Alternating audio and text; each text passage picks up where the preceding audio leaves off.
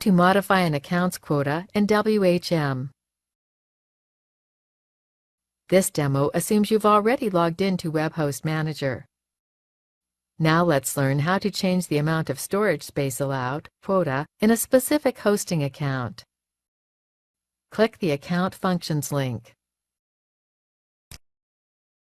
Then click the Quota Modification link.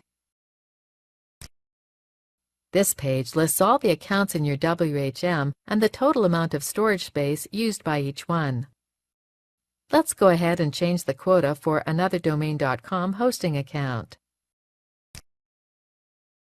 Click Modify button.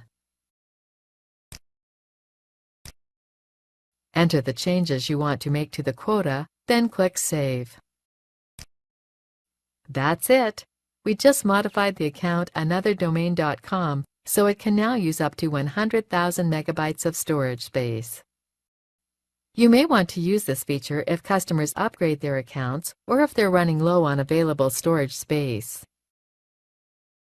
This is the end of the tutorial. You now know how to change the storage space quota for any account in your WHM.